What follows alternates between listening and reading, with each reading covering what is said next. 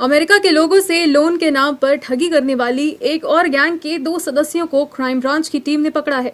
इनके पास से एक लैपटॉप भी बरामद हुआ जिसमें 2 लाख अमेरिकाई लोगों के डेटा मिले हैं। इससे पहले काकादेव क्षेत्र से भी इसी तरह का गैंग पकड़ा गया था। देखिए ये रिपोर्ट।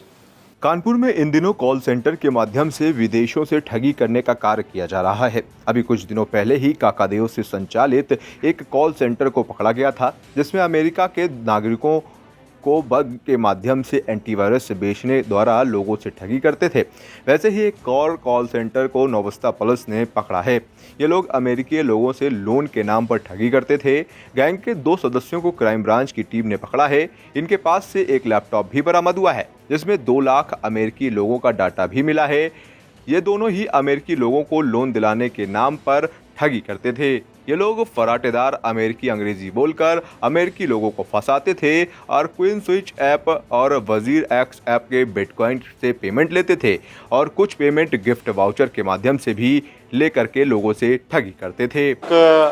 थाना नौबस्ता में हंसपुरम एरिया में एक मकान में कॉल सेंटर चल रहा था जो कि यूएस सिटीजन से लोन के नाम पे, होम लोन और पर्सनल लोन के नाम पे ठगी करते थे। वो एक कॉल सेंटर पकड़ा गया है। इसमें मेन जो हैं 2 अभियुक्तों को गिरफ्तार किया गया है। एक का नाम रवि शुक्ला है और दूसरे विशाल सिंह है। ये दोनों इस फर्जी कॉल सेंटर को चला रहे थे। इसमें जो यूएस सिटीजन्स थे इनके साथ ये फ्रॉड करते थे। उनको कॉल करवाते थे। यहाँ पे जो भी बंदा कॉल सेंटर से कॉल करता है उसको चेजर बोलते हैं। जितनी भी कॉल्स होती थी वो VoIP कॉल्स होती थी, इंटरनेट के माध्यम से वो कॉल की जाती थी। इसमें कुछ मोबाइल ऐप्स भी हैं और सिस्टम्स में भी डायलर्स होते हैं जैसे कि सोनोटेल है, X10 है, Xlite है। इसके माध्यम से ये यूएस सिटीजन्स को कॉल करते थे और फिर उनको लोन के नाम पे झांसा देते थे। इनके पास एक रिटन स्क्रिप्ट होती थी जिसकी ट्रेनिंग जो कॉलर्स होते थे उनको दी जाती थी कि आपको इस एक्सेंट में बोलना है और ऐसे करके इन यूएस सिटीजन्स को फंसाना है। उसके बाद जब अगला जो यूएस सिटीजन कन्विंस हो जाता था तो उसको प्रोसेसिंग फ़ीस के नाम पे डॉलर्स में पेमेंट लेते थे। जो प्रोसेसिंग फ़ीस के नाम पे पैसे लिए जाते थे वो $300 से $800 तक ये चार्ज करते थे।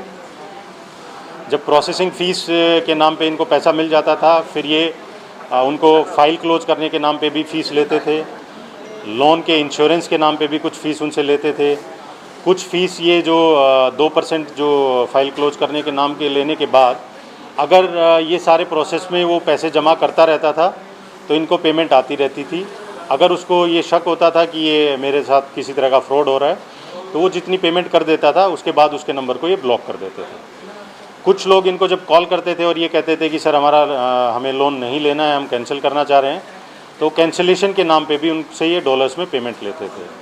जो पेमेंट लेने का तरीका था ये 3 माध्यम से ये पेमेंट लेते थे। एक वायर ट्रांसफ़र के माध्यम से जिसमें कि यूएस का कोई अकाउंट होता था उसके माध्यम से पैसा आता था।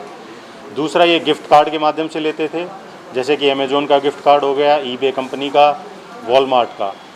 उन ईबे और इनके जो गिफ्ट कार्ड्स होते थे उनको एनकैश करने के लिए एक नोएडा का एक बंदा था, वेंडर था, उसके माध्यम से ये उनको एनकैश करवाते थे।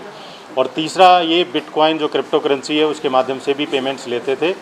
इसके लिए इन्होंने अपने मोबाइल फ़ोन में वजीर एक्स और एक क्वाइन स्विच ऐप है वो डाउनलोड कर रखी थी जिसके माध्यम से ये पेमेंट्स लेते थे। अभी तक इनके कुछ अकाउंट्स आइडेंटिफाई किए हैं। अभी तक की जानकारी में जो बिटकॉइंस में पेमेंट ली है वो 5 से 7 लाख रुपए ली है। बाकी जो गिफ्ट कार्ड और अन्य माध्यम से जो पेमेंट्स ली हैं उसका हम डिटेल्स निकलवा रहे हैं। जैसे डिटेल आएंगे आपके साथ शेयर करेंगे। तो वहीं पकड़े गए आरोपियों का कहना था कि मुझे कुछ भी नहीं पता था कि यहाँ इस तरह से कुछ कार्य भी होता है और आरोपी का ये भी कहना है कि हम पढ़े लिखे हुए हैं और दिल्ली से हमें इस कार्य को करने के लिए कहा गया। आरोपियों का कहना था कि हमें इसका बहुत अफसोस है और कानपुर में इस तरह के 4 से 5 और कॉल सेंटर संचालित हो रहे हैं। हम लोग नहीं करते थे। दिल्ली में एक बंदा रहता था, उसने हम लोगों से करवाया। हम लोग को इस बारे में पता भी नहीं था। सब शर्म लिहाज है, सब कुछ है, पढ़े लिखे सब कुछ है। अफसोस है, बहुत ज़्यादा है अफसोस इस चीज़ का। तो क्या कर सकते हैं, अब यहाँ पे हैं तो हम लोग तो 3 साल से कर रहे हैं, हम 4 साल से कर रहे हैं, हमको कुछ पता ही नहीं था, नहीं तो हम क्यों करते हैं क्या इतना। कानपुर में 4 साल से कर रहे हैं? दिल्ली वाले लड़के ने क्या बताया था? तो इस तरह के क्या रैकेट क्या दिल्ली में चल रहे हैं आप लोग? कानपुर में बहुत सारे चल रहे यहाँ हैं। तो जब कितने चल रहे होंगे लगभग आपके हिसाब से तुम कानपुर जब में? एड्स में थे तब से ही कर रहे हैं। क्या पुलिस पकड़ती नहीं है कि पुलिस इन तक पहुँच नहीं है? क्या लगता है? आओ तो यार कहाँ चल रहे हैं? अभी कुछ दिनों पहले ही एक कॉल सेंटर को पकड़ा गया था जिस पर अमेरिकी नागरिकों को टारगेट किया जाता था। उस पर कई सारे पढ़े लिखे एजुकेटेड बंदे काम करते थे जिनका काम सिर्फ एंटीवायरस के थ्रू अमेरिकी नागरिकों को फंसाना था। उसी कड़ी में आज फिर कानपुर में नौबस्ता थाना क्षेत्र के अंतर्गत एक ऐसे कॉल सेंटर को पकड़ा गया है जो 6 महीने से चल रहा था, जिस पे दो यंग पीढ़ी के नौजवान जिनकी उम्र महज 28 से 30 साल के करीब होगी, वो इस गैंग में पकड़े गए हैं। इस गैंग का काम ये था कि ये अमेरिकी नागरिकों को लोन दिलाने के बहाने उनको ठगी करता था। तो कहीं ना कहीं कोरोना के पीछे का भी कारण इसे बताया जा रहा है, क्योंकि कोरोना के चलते थर्ड वेव के बाद में कई ऐसे यंग लोग हैं कई ऐसे बच्चे हैं जिनकी नौकरियां चली गई हैं और एजुकेटेड वो हैं और उनको मालूम भी नहीं होता है वो इस तरीके से कॉल सेंटरों में कार्य कर रहे होते हैं।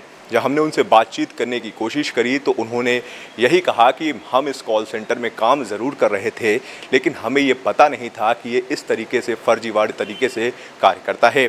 कैमरा पर्सन वीरेंद्र सिंह के साथ अब्दुल गुप्ता, न्यूज़ प्लस, कानपुर। ताज़ा तरीन खबरों को जानने के लिए देखते रहिए न्यूज़ प्लस 24/7 चैनल को सब्सक्राइब करें। अपडेट के लिए बेल आइकन को दबाएं।